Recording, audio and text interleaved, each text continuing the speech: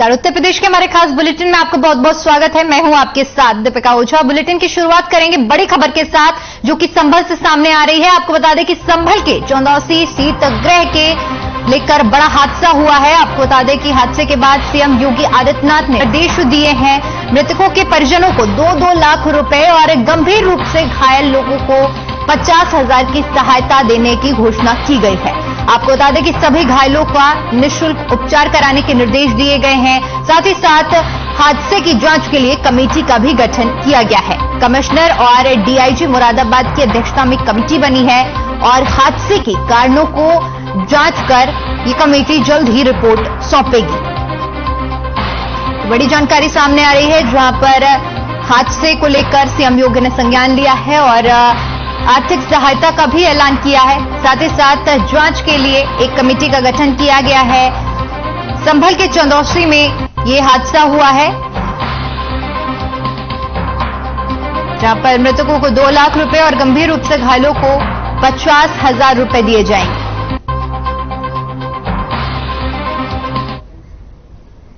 वहीं प्रदेश में हो रहे अपराध को लेकर वित्त मंत्री सुरेश खन्ना ने कहा कि जो जैसा करेगा उसको वैसा प्रतिफल मिलेगा। मीडिया से बात करते हुए उमेश पाल हत्याकांड पर कहा कि कानून अपना काम करेगा। योगी जी ने कहा था 0 टॉलरेंस पर काम किया जाएगा। सरकार वही चरितार्थ कर रही है। कोई भी अपराध करता है, सरकार अपना काम करती है, कानून अपना काम करता है, पुलिस अपना काम करती है। जो दोषी होंगे उन्हें सजा मिलेगी। यूपी के 3 मंत्री सुरेश खन्ना, नितिन अग्रवाल और दयाशंकर सिंह विंध्याचल धाम पहुंचे और जहां पर उन्होंने मां विंध्यवासिनी का दर्शन पूजन किया।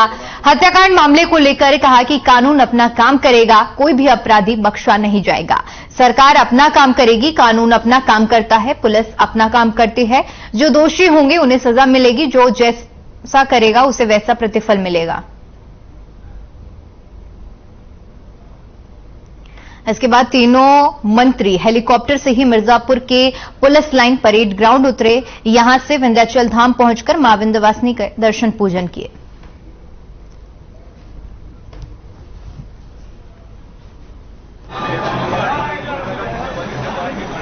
हम जब भी इधर से आते हैं तो दर्शन जरूर करते हैं। आज उसी प्रोग्राम के तहत मां विंध्यवासिनी के चरणों में शीश झुकाने आए थे, उसे आशीर्वाद प्राप्त करने के लिए गए थे। वहां से यहाँ आ रहे हैं, वापस जाएंगे। लोग अपना काम करेगा। अगर योगी जी ने कहा था कि 0 टॉलरेंस टुवर्ड्स क्राइम, उसी को चरितार्थ कर रहे हैं कि अगर कहीं पर भी कोई भी अपराध करता है तो सरकार अपना काम करती है। बड़ी खबर का रुख करते हैं जो कि बुलंदशहर से सामने आ रही है। आपको बता दें कि एक मकान में भीषण आग लगने का मामला सामने आया है जहां पर जरूरत के सभी सामान जलकर खाक हो गए हैं। कड़ी मशक्कत के बाद आग पर काबू पाया गया। वहीं स्थानीय लोगों ने आग पर काबू पाने की पूरी कोशिश की। बताया जा रहा है कि शॉर्ट सर्किट की वजह से घर में आग लगी है। तो बुलंदशहर के एक मकान में भीषण आग लग गई और इस आग लगने की वजह से घर में रखा जरूरत का सारा सामान जलकर खाक हो गया। वहीं स्थानीय लोगों की मदद से आग पर काबू पाया गया।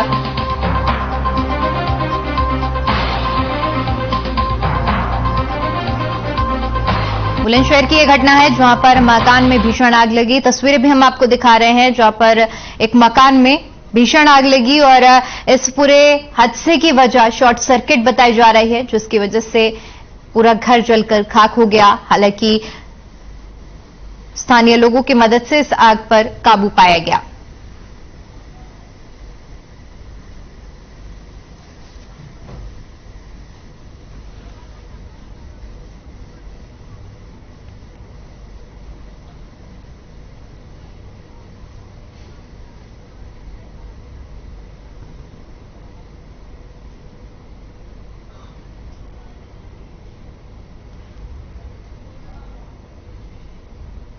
वहीं करनी सेना के जिला अध्यक्ष ठाकुर राहुल सिंह ने आईएमसी मौलाना तौकीर रजा के खिलाफ मोर्चा खोल दिया है।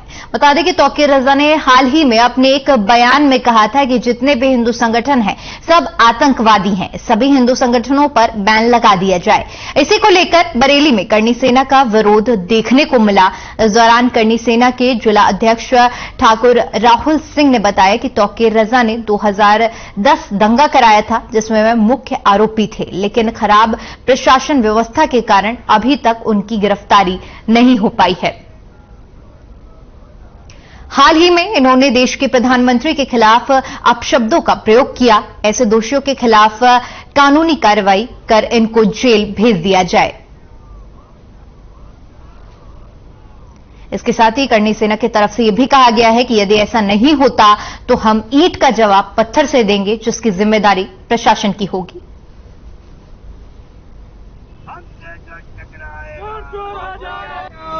हम लोगों ने करनी सेना समस्त लोगों की तरफ से एक प्रधानमंत्री जी को संबोधित ज्ञापन भेज रहे हैं।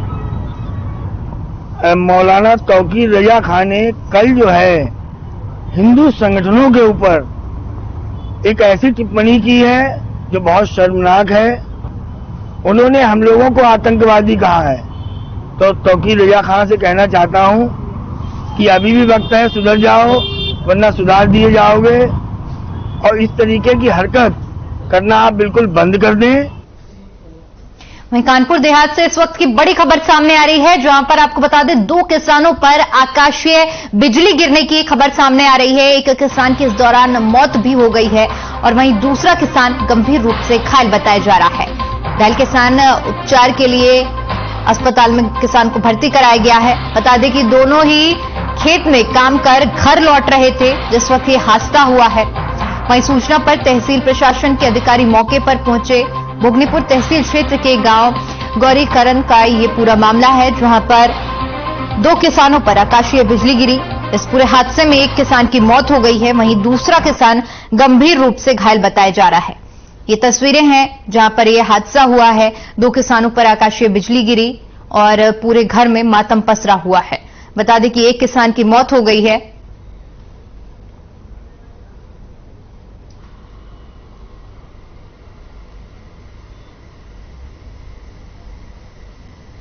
वहीं देवरिया जनपद में जिला कारागार का निरीक्षण विधिक सेवा प्राधिकरण सचिव ने किया। जेल के अंदर स्वच्छता बनाए रखने और कैदियों की सुरक्षा के लिए निर्देशित किया गया। सत्र न्यायाधीश ने निरीक्षण के बाद बताया कि आर्थिक रूप से कमजोर कैदियों को उनकी सरकारी सुविधाएं मुहैया कराई जाती हैं। जांच के बाद और उनको सुचारू रूप से न्याय दिलाने की प्रक्रिया लागू की जाती है। इसके लिए जिला कारागार का हर 15 दिन पर निरीक्षण भी किया जाता है।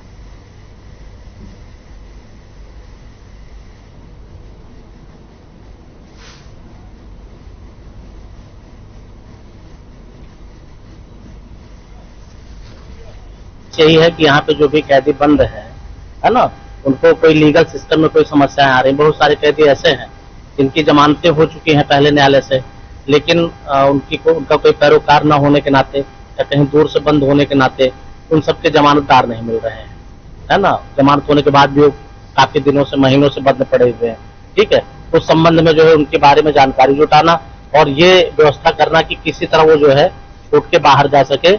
जमानतदारों के अभाव में वो इलीगल डिटेंशन उनका न रहे, यहाँ बंद न रहे।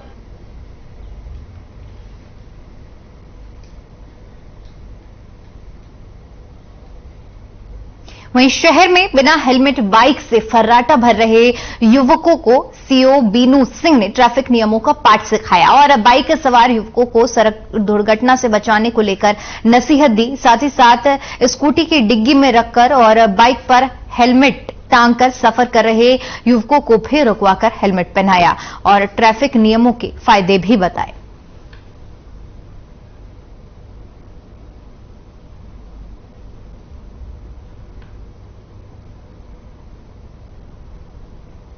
ये पैदल गश्त रूटीन का है। सायंकालीन पैदल गश्त शासन प्रशासन की मंशा पर रूट पुलिस करती है।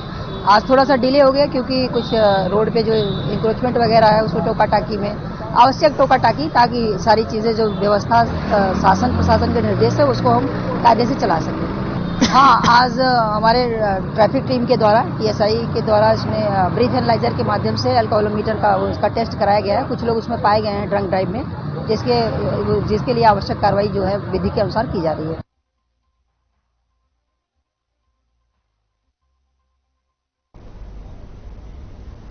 बाराबंकी में राजस्व अधिकारी की गैर मौजूदगी में ग्राम प्रधान और लेखपाल समेत थाना देवा में तैनात दरोगा राठौड़ पर दबंगों से मिलकर जमीन पर अवैध कब्जा करवाने का आरोप है।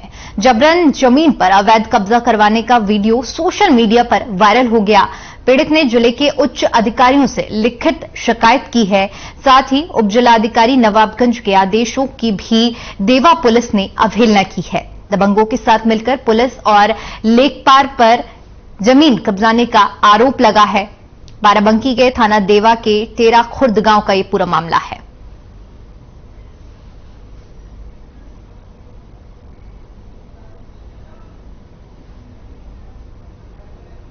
जबरदस्ती प्रधान और लेखपाल और पुलिस प्रशासन जाकर कब्जा करवा रही है, और जिसमें मैं कई बार थाने और वहां भी गया तो दरोगा साहब बोले कि इनको इतना मारूंगा तो तुम्हारा दिमाग सही हो जाएगा, तुम्हारा कब्जा उब्जा वहां पर नहीं है। राठौर दरोगा है और कोतवाल साहब जी 2018 से चल रहा था जी। इसमें सीओ मैडम 2021 में उसका सुलह समझौता करवा दिया।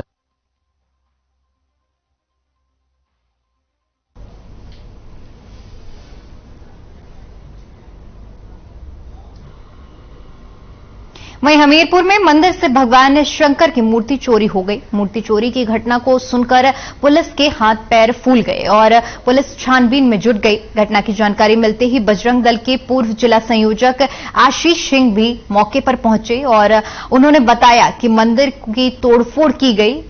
पूरा मामला जनपद हमीरपुर के ग्राम बंदुरा खुर्द का है, जहां पर वर्मा नदी के तट पर भगवान शंकर की प्राचीन मूर्ति स्थित थी, जहां काल पूजा करने के लिए श्रद्धालु पहुंचते थे। जब श्रद्धालु पहुंचे तो उन्होंने देखा कि मंदिर से मूर्ति गायब थी। तभी श्रद्धालुओं ने मूर्ति चोरी की सूचना थाना प्रभारी को दी, जिसके बाद मूर्ति चोरी की सूचना मिलते ही पुलिस ने जांच पड़ताल शुरू की और आनन फानन में पुलिस मंदिर परिसर पहुंची और जांच पड़ताल में जुट गई है।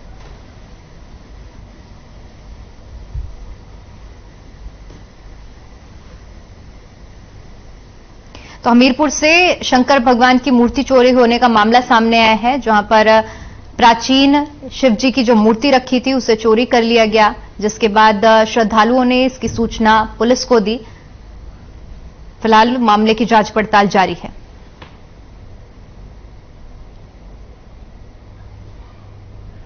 जानकारी जैसे ही मिली कि यहाँ पर एक शंकर जी का मंदिर है, उसमें तोड़फोड़ की गई है। इसकी जानकारी मिलते ही आज भी बीमार थाने से आए हैं।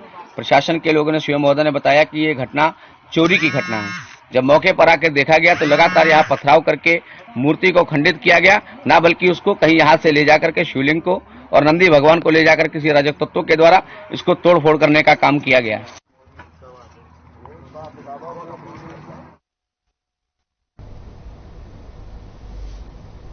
वहीं सीतापुर के लहरपुर नगर के मोहल्ला कटारा में छत के ऊपर धारदार हथियार से मारकर एक युवक की हत्या की घटना से इलाके में सनसनी फैल गई। जानकारी के अनुसार देर रात करीब 2 बजे शोभित वाजपेयी नाम के युवक पर अज्ञात बदमाश ने धारदार हथियार से हमला कर दिया और मौके से फरार हो गए। शोभित के चिल्लाने की आवाज पर घर के लोग जब छत पर पहुंचे तो दीवार पर सीढ़ी लगी हुई थी। घायल शोभित ने बताया कि चोर ने उस पर हमला कर दिया। परिजनों ने उसे सरकारी अस्पताल लहरपुर में भर्ती कराया है, जहां पर डॉक्टरों ने उसे मृत घोषित कर दिया। सूचना मिलते ही भारी पुलिस बल मौके पर पहुंची और पुलिस ने शव को कब्जे में लेकर पोस्टमार्टम के लिए भेज दिया है। साथ ही साथ पुलिस आगे की कार्रवाई में जुट गई है। हम लेटे थे बस जाके दवाई पी के, उसके बाद छत पे से आवाज आई और उसके बाद जब आवाज आई तो हम नीचे से छत की ओर भागे। और जब दरवाजा खोला ऊपर का तो देखा खून में लथपथ थे। तो हमने पूछा क्या हुआ, तो कहा कि चोर था। तो हमने कहा कहाँ से आया, तो कहा बाहर सीढ़ी लगी यहाँ से आया है। तो हमने कहा गया कहाँ, तो कहा नीचे गया। तो हम ऊपर से कूद के नीचे देखे कोई नहीं दिखा। तो हमसे बोले कि हमको अस्पताल ले चलो, और वहीं छत पे गिर गए। और हम जो है फिर वही सीढ़ी से चढ़ के ऊपर आए, सारे लोग इकट्ठा हो गए। फिर उनको बांध के जो कटा था वो लेके अस्पताल आया, यहाँ खत्म हो गए।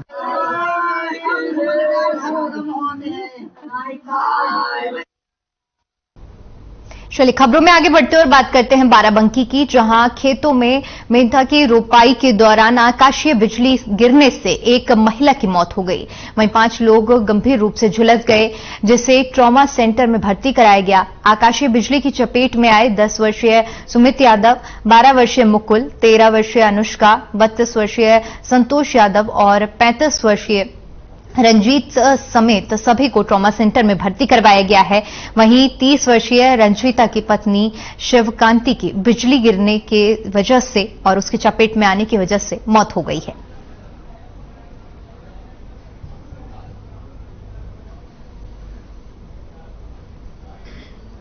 उठे उसके बाद जो है आकाशीय बिजली जो है गिरी उनके बगल।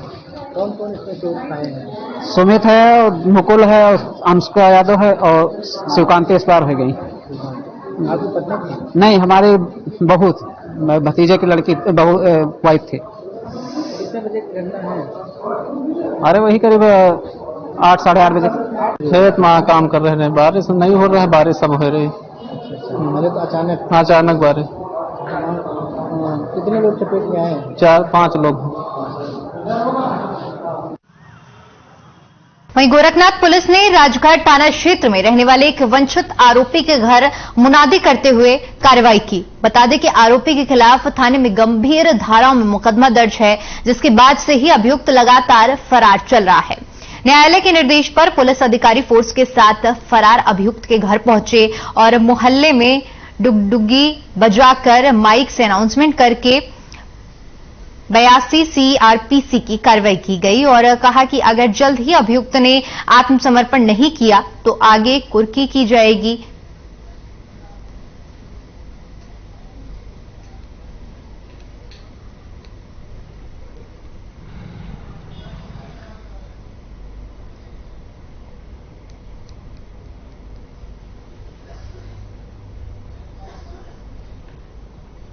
वहीं प्रदेश के मुखिया का आदेश है कि हर योजनाओं को धरातल पर पहुंचाया जाएगा, लेकिन सोनभद्र जिले के अधिकारी और जनप्रतिनिधियों का ध्यान बराका गांव की ओर बिल्कुल भी नहीं है। बता दें कि जिला मुख्यालय से सटा गोरवाल विधानसभा से बराका गांव की सड़कें जर्जर हालत में पड़ी हुई हैं। गांव को पक्की सड़क से जोड़ने के लिए प्रधानमंत्री ग्राम सड़क योजना और मुख्यमंत्री ग्राम सड़क योजना जैसी कई योजनाएं सालों से चल रही हैं, लेकिन गांव की सड़क का निर्माण नहीं हो पा रहा है, जिसको लेकर लोग कई बार गुहार लगा चुके हैं।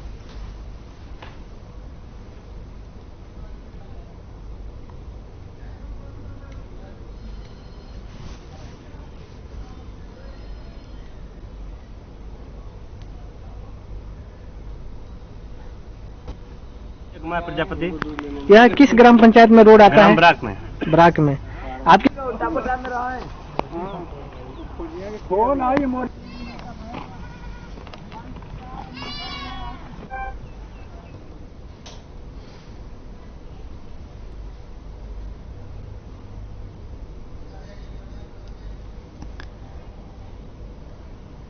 तो सड़क न बनने की वजह से ग्रामीणों में आक्रोश देखने को मिल रहा है। मामला सोनभद्र का है, जहां पर बराक गांव की सड़क नहीं बनी है, जिसको लेकर कई बार गांव के लोग गुहार लगा चुके हैं, लेकिन उनकी गुहार को कोई भी नहीं सुन रहा है।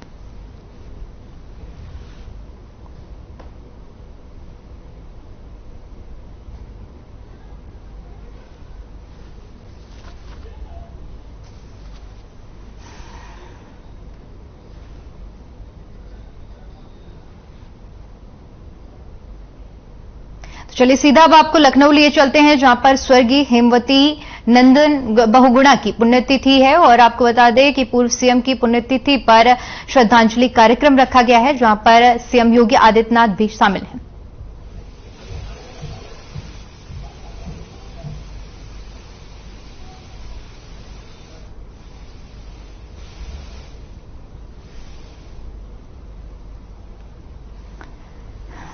तो पूर्व सीएम की पुण्यतिथि पर श्रद्धांजलि कार्यक्रम रखा गया है, जिसमें सीएम योगी आदित्यनाथ ने भी शिरकत की है। तस्वीरें आपको दिखा रहे हैं, जहां पर श्रद्धांजलि सभा में सीएम योगी पहुंचे हैं और उन्होंने पूर्व सीएम को श्रद्धांजलि अर्पित की है। स्वर्गीय हेमवती नंदन बहुगुणा की पुण्यतिथि है आज और इसी को लेकर आज श्रद्धांजलि सभा का आयोजन किया गया है, जहां पर सीएम योगी भी पहुंचे हैं और उन्होंने श्रद्धांजलि अर्पित की है।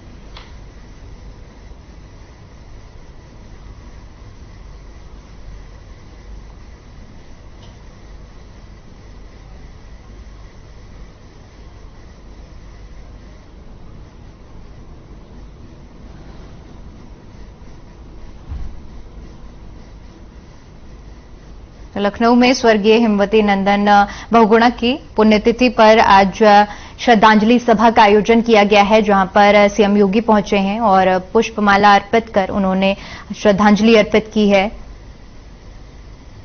इस दौरान उनके साथ उप मुख्यमंत्री भी मौजूद हैं।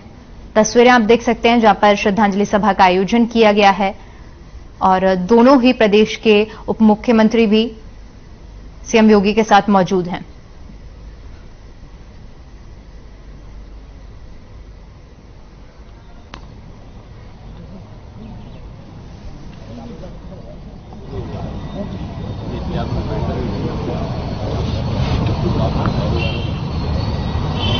मित्रों,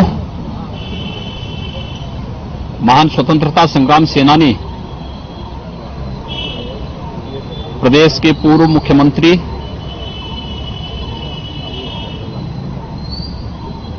हेमवती नंदन बहुगुणा जी की आज पावन पुण्यतिथि है। इस अवसर पर मैं प्रदेश सरकार और प्रदेशवासियों की ओर से उनकी स्मृतियों को नमन करते हुए उन्हें विनम्र श्रद्धांजलि अर्पित करता हूं। हम सब जानते हैं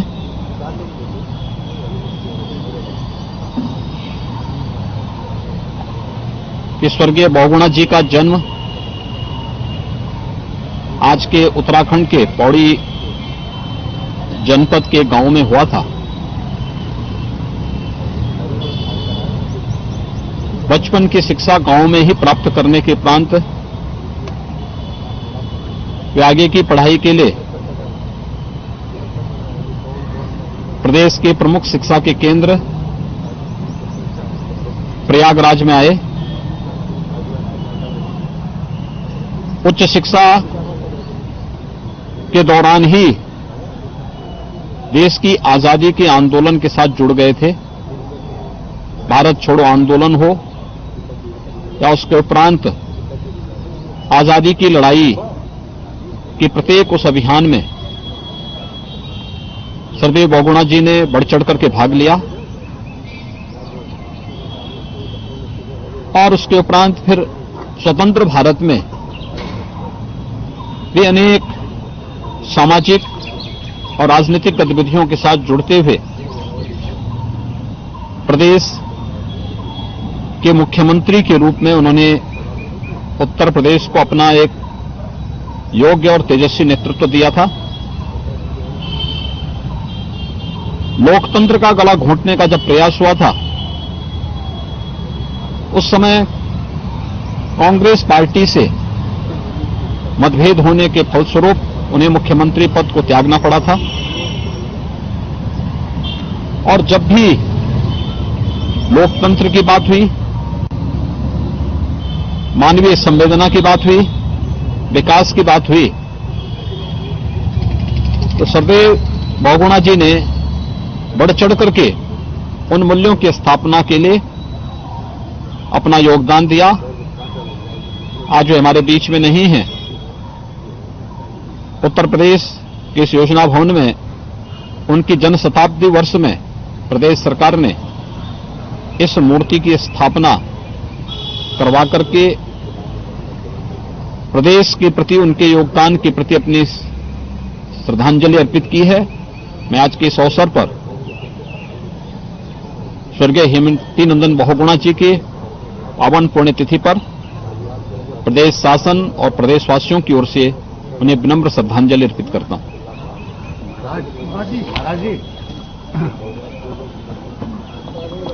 चलिए फिलहाल के लिए इतना ही, बाकी तमाम बड़ी खबरों के लिए बने रहिए हमारे साथ। नमस्कार।